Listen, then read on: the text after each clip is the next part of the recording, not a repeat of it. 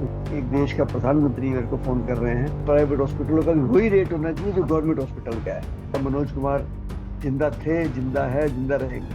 आज कोई बच्चे को घर में कुछ कह दे, वो बच्चा या तो रेलवे लाइन की तरफ जाता है या पंखे में लटक जाता है जाके। एनएस से लगना चाहिए, नेशनल सिक्योरिटी एक्ट लगना चाहिए। देशद्रोही हैं ये। मेरी बीवी कहती है कि हमें देश छोड़कर विदेश में जाना चाहिए। से संयुक्त परिवार खत्म हुए हैं, तब से नैतिकता हमारी खत्म होनी शुरू हो गई है। ताकि सबसे बड़ी गुंडागर्दी तो मचा रखी है प्राइवेट हॉस्पिटल्स ने। जिस बीमारी का इलाज नहीं था, 25 लाख, 30 लाख, 50 लाख का बिल बनाया, लोगों के घर बिक गए। ये आज तो सिमटे तेरी भी हो जाती है। Welcome to the latest edition of the Hillary Times. Our guest today is a renowned social worker and politician from Delhi. He is the founder of Shaheed Bhagat Singh Seva Dal, a non-profit that provides emergency services and dignified cremation for unclaimed bodies. इन्हें हम donor Singh के नाम से भी जानते हैं, known as donor Singh. He holds a world record for donating blood over 100 times. जी हाँ, आपने बिल्कुल सही सुना. His selfless service during the COVID-19 pandemic earned him national recognition. In 2021, he was honored with the Padma Shri for his exceptional contributions to society. तो बिना देरी किए let us all welcome with great respect and admiration Padmashri Jitendra Singh Shunty ji. Sir नमस्ते, कैसे हैं आप? जय हिंद। जय हिंद सर. बहुत अच्छा हूँ। सर एक बात जो थैंक यू। मैं सबसे पहले जानना चाहता हूँ ऑन बिहाफ ऑफ कॉमनर्स, कि आमतौर पर हमारे देश में लोग एम्प्लॉयमेंट के कारण या बहुत सारी चीजों के कारण करियर ओरिएंटेड थिंकिंग रखते हैं कि भाई हम कहीं अच्छी जगह जाएं, पैसे कमाएं. ऐसे माहौल में सर आपने सेवा भाव का रास्ता चुना, तो वो क्या रीजंस थे, क्या फैक्टर्स थे, कोई व्यक्ति था, कोई इंसिडेंट था जिसने आपको डायरेक्ट किया, डाइवर्ट किया कि नहीं मुझे तो सेवा मार्ग पे ही चलना है, यही रास्ता है, यही सही है? देखिए, कोई भी चीज ईश्वर खुद कराता है। वो हमको उस लायक समझता है तभी वो काम कराता है। मैंने बचपन में, जब मैं 10वीं क्लास में पढ़ता था, तो पिताजी की देहांत के बाद बहुत गरीबी भी देखी, बहुत मेहनत भी करी। पटरी पे बैठ के भी काम करना पड़ा पैसे कमाने के लिए, अपने आप को स्टैंड करने के लिए बहुत मेहनत करनी पड़ी। मतलब एक तो होता है कि कोई खानदानी बिजनेस मिल जाना, इस प्रकार का ऐसा मुझे नहीं था। इसलिए मुझे वो जमीन से वो जुड़ के काम करना पड़ा, और मुझे पैसे की कीमत पता लगी कि पैसा कैसे कमाया जाता है।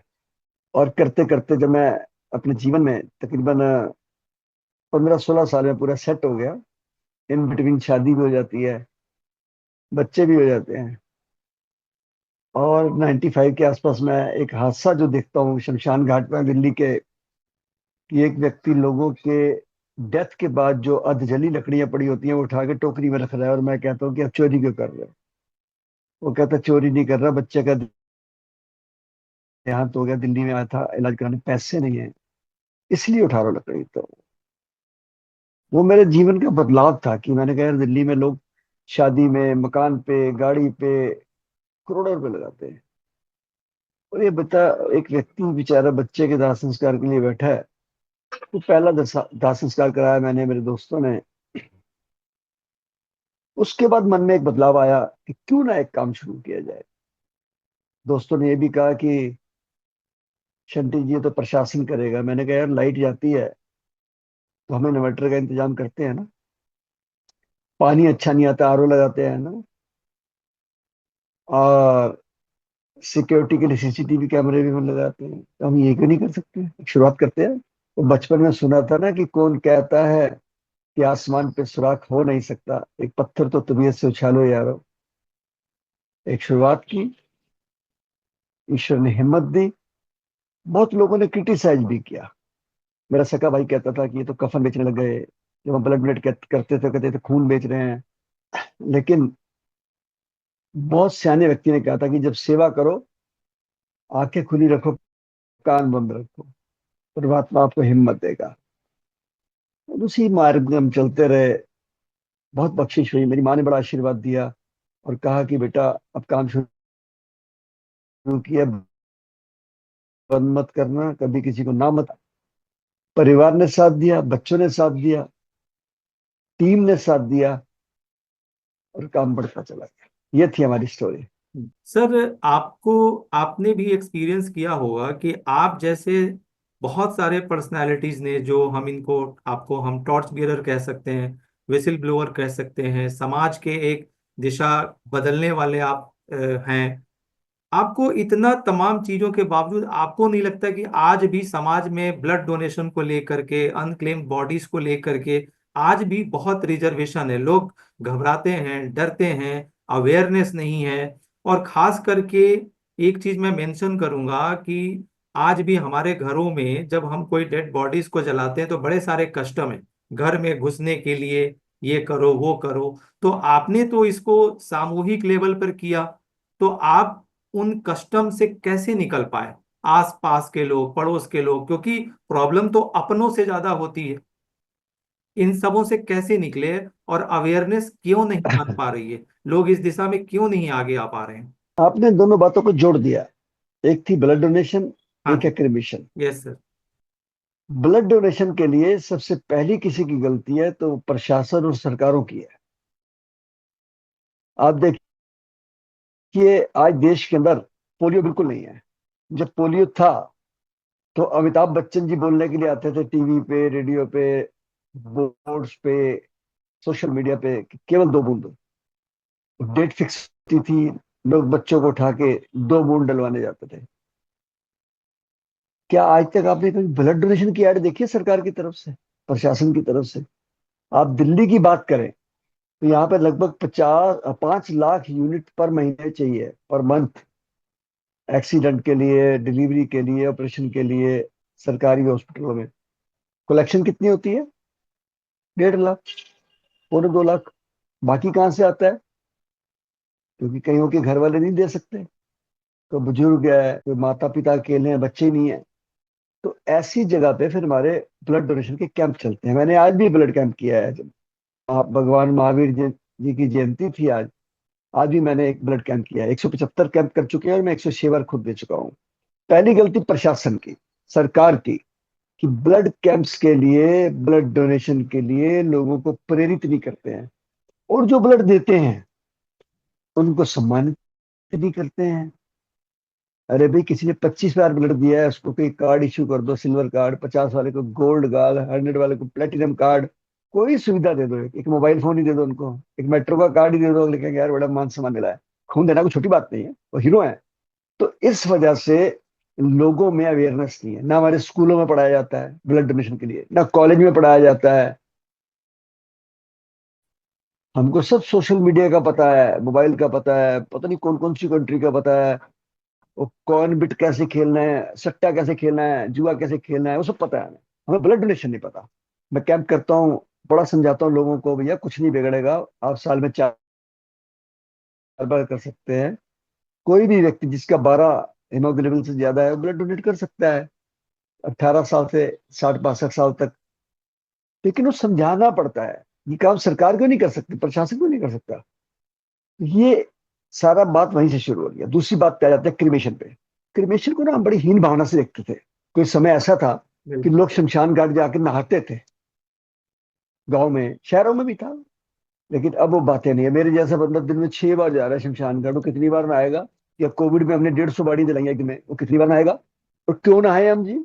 मैं अक्सर लोग, मैं अभी एक औरंगाबाद में था, संभाजी नगर में, सम्मानित किया गया मुझे। तो क्वेश्चन चल रहा था, एक बच्ची ने बड़ा अच्छा क्वेश्चन किया कि अंकल आपको मरे हुए व्यक्ति से डर नहीं लगता? आप तो डेड बॉडी उठाते हैं, मोर्चरी में भी जाते हैं, शमशान घाट में भी जाते हैं। तो मेरा क्या जवाब था कि बेटा डरो इन जिंदों से जो आपके आसपास बैठे हैं, मरो से क्या डरना बेचारों से, वो तो जा चुके हैं। ये जो तुम्हारे साथ बैठे हैं बड़े खतरनाक है।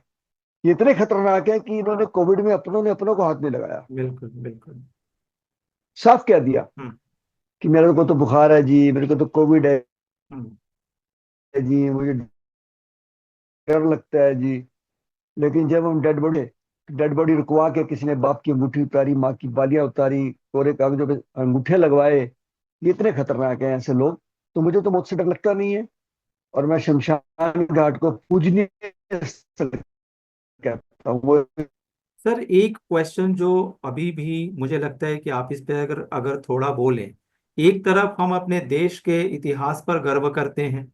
हमारे देश में बच्चों को बहुत पहले से बिफोर 2000 की बात कर रहा हूँ, ये सिखाया जाता था कि भाई किसी के खुशी में भले शरीक ना हो, दुख में जरूर जाओ। लेकिन आज हम देखते हैं कि वो जो फिल्मी डायलॉग है, प्रॉपर्टी है, पैसा है, बंगला है, सब कुछ है, लेकिन वो नैतिक शिक्षा जो है वो कहाँ चली गई है, वो क्यों डेवलप नहीं हो पा रही है। और हर बात के लिए हम प्रशासन और सरकार को तो जिम्मेवार नहीं ठहरा सकते, ये तो नैतिकता की बात है। उसमें कमी कहाँ है, वो कैसे देखते हैं आप? जब से हमारी ज्वाइंट फैमिली खत्म हुई है ना जी, तब से ये नैतिकता खत्म हो गई है। मुझे याद है बचपन में ज्वाइंट फैमिली थी। हमें मम्मी पिटाई करती थी तो हम दादी की गोदी में लेट गए, चाची या ताई लिटा लेती थी कि मैं तेरी मम्मी को मारूंगी तो चुप हो जा, ये है वो है।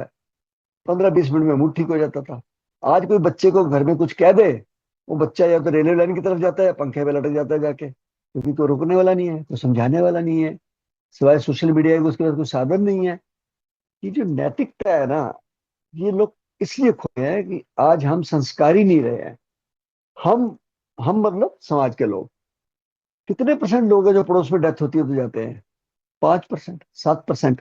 उनके बच्चे कैसे जाएंगे कल को? जब वही नहीं जा रहे, जो वो देखेंगे वही करेंगे ना। बिल्कुल। बोया पेड़ बबूल का तो आम कहाँ से आएंगे? हम्म। आपने अपने बच्चों को कल्चर सिखाया ही नहीं कि भैया किसी की मौत पे भी जाना है। आज आप जाओगे तो आपके घर कोई आएगा ना। आपने एक पुरानी कहानी सुनी होगी कि एक बहुत बड़ा सेठ था, धनी था। वो कहीं भी कोई मौत होती थी अपने मुनीम जी को भेज देता था। आप नहीं जाता था खुद वो। जब सेठ जी मरे थे तो सबके मुनीम ही आए थे, पूरे गांव में से कोई नहीं आया था। यही प्रथा अब है, मैं तो रोज देखता हूँ। बड़ी बड़ी कोठियों में से डेड बॉडी लेके जाते हैं। हमारे पास आज भी 15 से 20 डेड बॉडी बड़े एवरेज है, जो हम घरों से नेचुरल डेथ में उठाते हैं या हॉस्पिटल से घर लाते हैं, घर से शमशान लेके जाते हैं। क्या देखता हूँ मैं? 4 लोग नहीं है, 4 कंधे नहीं उनके पास। और पहले समय था लोग हफ्ता 10 दिन बैठते थे, तेरहवीं होती थी। आज तो सेम डे तेरहवीं भी हो जाती है। समय नहीं है किसी को। पता लगता है किसी की डेथ हुई है, घर जाने का समय नहीं है। सीधा पूछेंगे क्रिमेशन कितने बजे है, कौन सा शमशान घाट है, कितने बजे? 4 बजे है। 5 मिनट पहले पहुंचते हैं वो, या उसके बाद ही पहुंचते हैं, चलो लकड़ी लग जाए फिर पहुंचेंगे। तो नैतिकता तो खत्म होगी ना जी। ये रिश्ते खत्म हो गए ना जी। ये जो जब से संयुक्त परिवार खत्म हुए हैं, तब से नैतिकता हमारी खत्म होनी शुरू हो गई है। और कुछ हमें जो खत्म किया है वो खत्म किया है इस मोबाइल फोन ने। इसने बेड़ा गर्क किया हमारा। पहले हम डाइनिंग टेबल पे बैठते थे, आपस में बात करते थे। चारपाई पे बैठते थे, मोहल्ले में चौपाल के रूप में कुछ बातें होती थी। और हम तो बचपन में एक कटोरी में पड़ोसी सब्जी भी ले आते थे जाके, दे भी आते थे सब्जी, क्या बनाया है अभी, क्या दिया है। आज कहाँ है वो सब? एक डाइनिंग टेबल पे 6 लोग बैठे हैं, 6 के हाथ में मोबाइल है। बात ही नहीं कर रहे आपस में कोई, दुख सुख ही नहीं आपस में फलोर रहे कोई। इस वजह से हम अपनी नैतिकता को खो चुके हैं। सर अभी आप थोड़ी देर पहले प्रशासन की बात कर रहे थे कि ब्लड अगर कोई डोनेट करता है तो उसे डिफरेंट डिफरेंट कार्ड दिया जाए या किसी भी तरीके से उसे रिवॉर्ड दें और हम लोगों को प्रोत्साहित करें। सर आप खुद भी प्रोमिनेंट पार्टी से आप जुड़े रहे हैं, तो आप जैसा व्यक्ति अगर ऐसे पार्टीज में जाते हैं, पॉलिटिकल पार्टीज की बात कर रहा हूँ, तो ऑफ कोर्स उसका कुछ तो असर पड़ता होगा। तो आपके स्तर पर आपके जाने से इन पॉलिटिकल पार्टीज ने इस दिशा में क्या सकारात्मक कदम उठाए? किसी ने कुछ नहीं उठाया। 3 साल अभी NHRC में, नेशनल ह्यूमन राइट कमीशन में, एज ए उनके कोर ग्रुप था एनजीओ के लिए, डिफेंडर्स के लिए, उसमें मेंबर था। तो 3 चीजें मैंने वहां पे पास कराने का प्रयास किया, जिसमें से 2 तो हो गई। पहली ये है कि जो हॉस्पिटलों ने कहर मचा रखा था कोरोना में, जिस बीमारी का इलाज नहीं था, 25 लाख, 30 लाख, 50 लाख का बिल बनाया, लोगों के घर बिक गए। फिर डेड बॉडियां नहीं देते थे। तो इसके ऊपर एक रूल बन गया है और तमाम देश के चीफ सेक्रेटरी को लेटर चला गया है कि किसी की मृत्यु होती है किसी हॉस्पिटल में, तो डेड बॉडी को वो 1 घंटे से ज्यादा रोक नहीं सकते। पेपर तैयार करके अंडरटेकिंग लेके डेड बॉडी देनी पड़ेगी उनको। ये रूल मैंने पास करवा दिया है। मैंने क्या करा है, मैंने एडवाइस दी थी कि जो चेयरमैन थे NHRC के, उन्होंने पास किया। दूसरा, देश देश के अंदर इस को हैं, किसी भी शमशान घाट पे कोई गरीब आता है, लावारिस बॉडी है, उसका दाह संस्कार फ्री में होगा।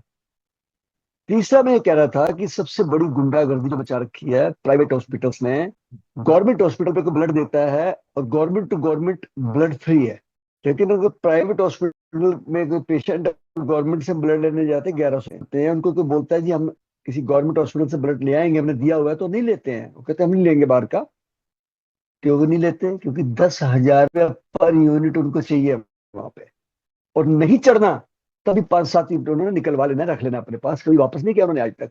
इसके लिए सरकार ने कोई नियम नहीं बनाए हैं। ये बहुत बड़ी ब्लैकमेल है जी, ये गरीब आदमियों का खून चूसने वाली बात है जी। इसके ऊपर नॉर्म्स बनने चाहिए।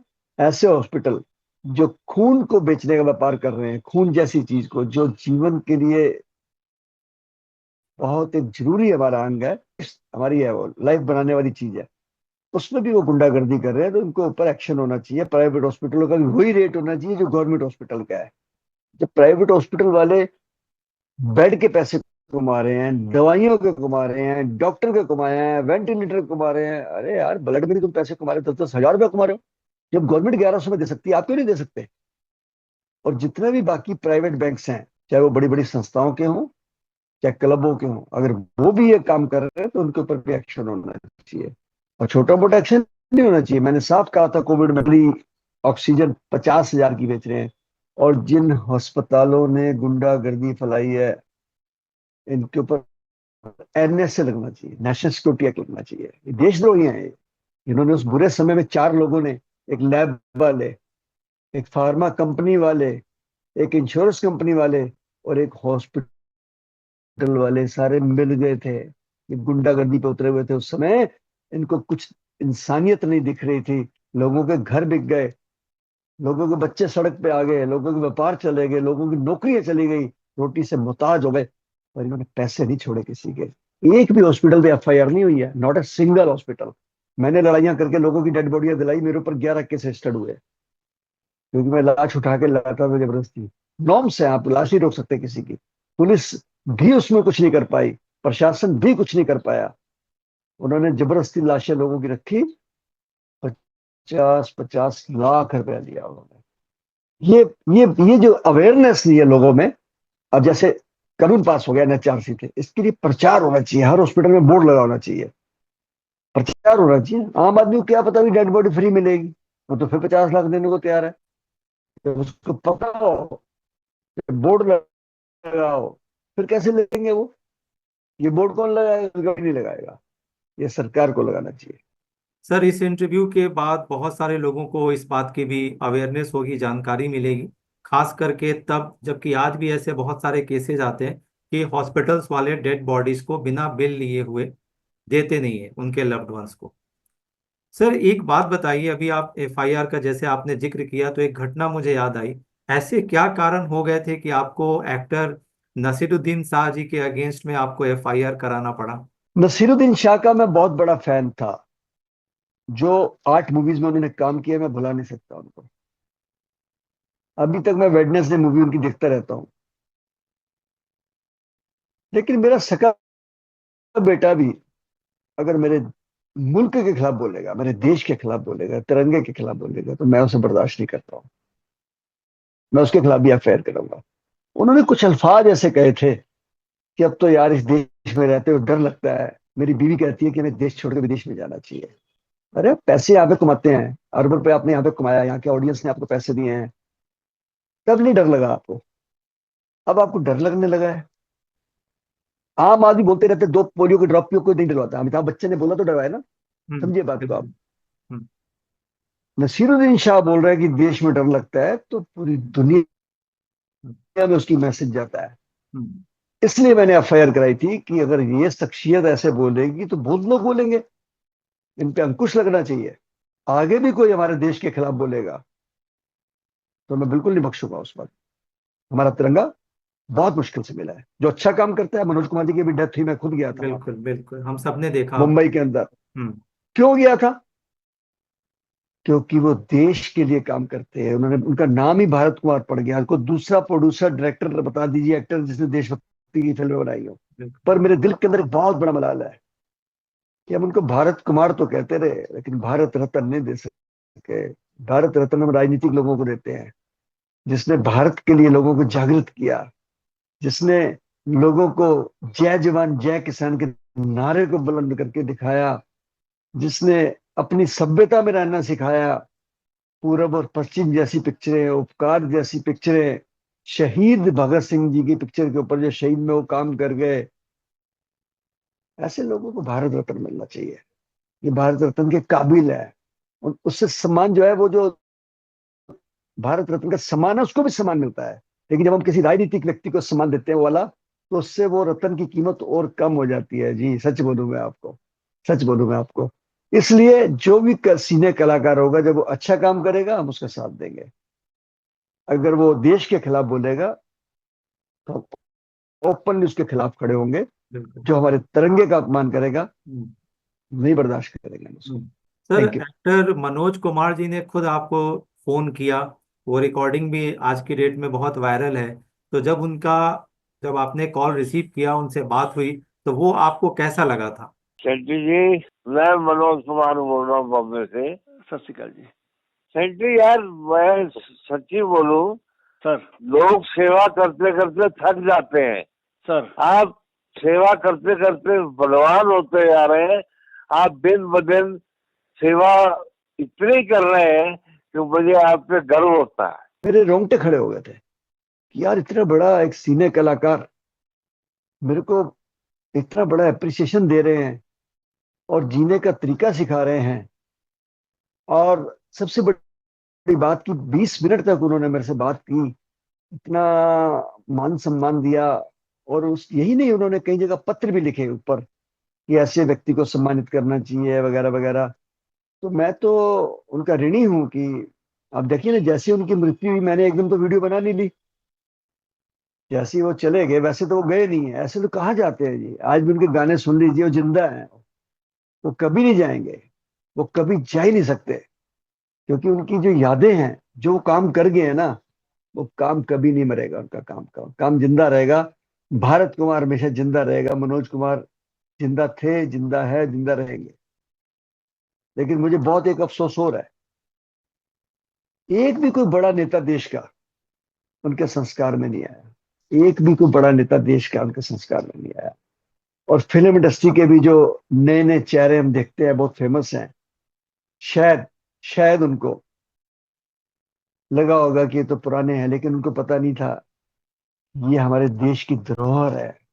ऐसे व्यक्ति, ऐसे कलाकार, इन्होंने सीने जगत का सम्मान बढ़ाया। पूरी दुनिया में लोग उनको भारत कुमार की तरह से देखते थे, तिरंगे के रूप में देखते थे। इसीलिए वो तिरंगे में लिपट के गए हैं। बड़े भाग्यशाली थे। सर, आपका जो आपने ये स्थापना किया है शहीद भगत सिंह सेवा दल, अगर दिल्ली से बाहर के लोग, हिंदुस्तान के लोग अगर उससे जुड़ना चाहते हैं तो वो कैसे जुड़े?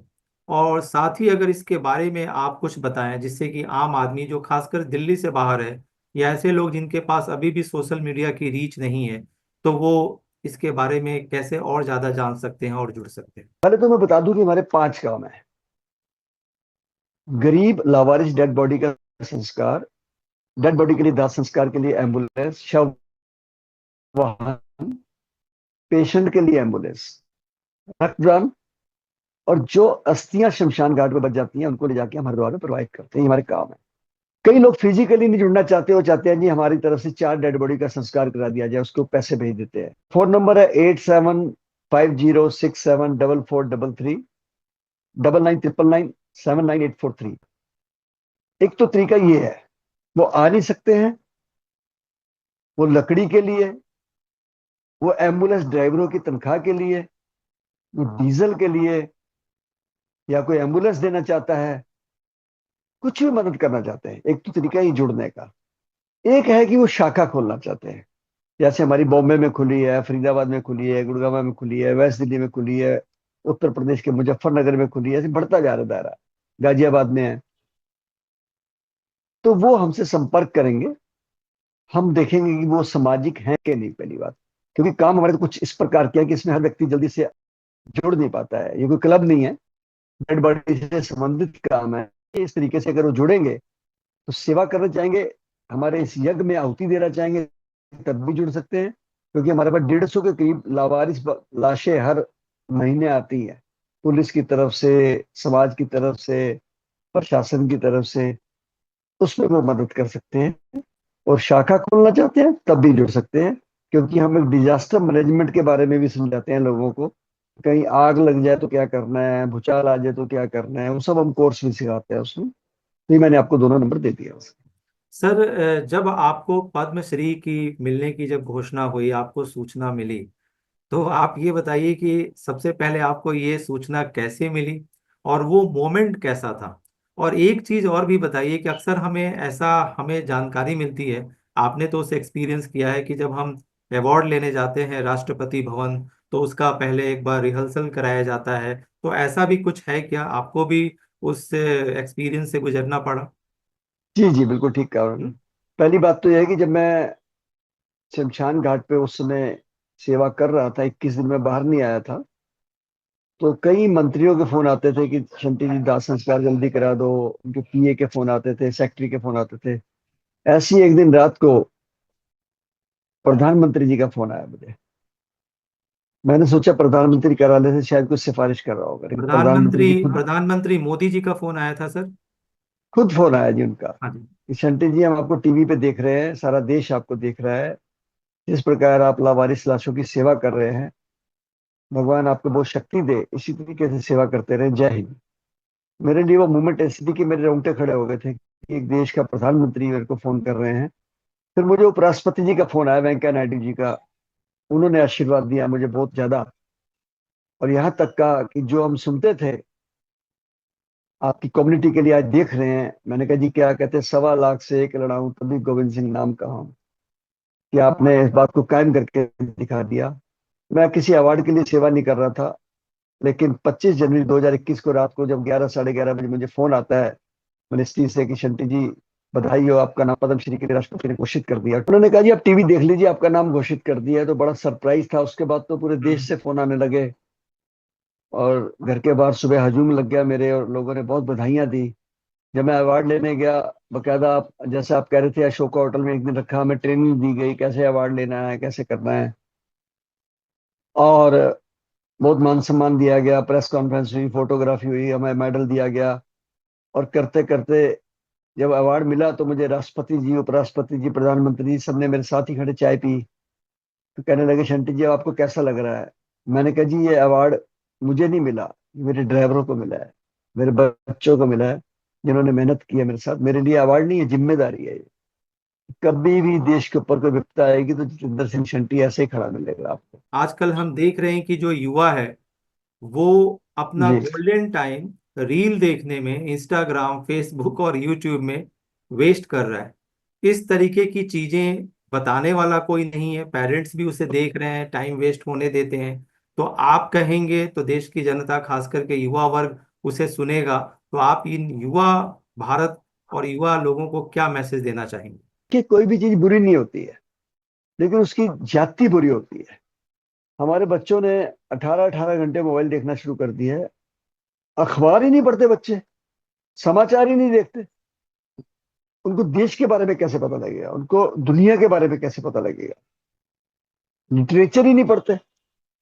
इसलिए मैं सब बच्चों को कहता हूँ कि आप देखिए मोबाइल, लेकिन उतना समय देखिए, किसी का मैसेज देखना देख लीजिए, किसी का व्हाट्सएप देखना देख लीजिए। खाली पीली आप सारा दिन यूट्यूब पे जाके, उसकी तो कोई सीमा ही नहीं है। तो व्यूवर्स, आप देख सुन रहे थे पद्मश्री डॉक्टर जितेंद्र सिंह शंटी जी को। और मुझे उम्मीद है कि आप भी उनके लाइफ जर्नी से आप भी बहुत कुछ सीखेंगे। मैं तो सीख ही रहा हूँ और मैं भी अपने लाइफ में बहुत कुछ चेंजेस लाऊंगा। वाकई इंस्पिरेशनल पर्सनैलिटी हैं। और आपको यह आज का एपिसोड कैसा लगा, आप हमें अपने लाइक, शेयर और कमेंट्स के थ्रू बताएंगे। अगर कोई खास क्वेश्चन हो या किसी स्पेशल पर्सनैलिटी का आप इंटरव्यू देखना चाहते हैं तो आप मुझे व्हाट्सएप भी कर सकते हैं। और आपको जैसा कि पता है, मैं हूं आप सभी का दोस्त, द हिलेरी टाइम्स के चैनल का होस्ट और a very common man, Ashish Kumar. तो मुझे दीजिए इजाजत। जय हिंद।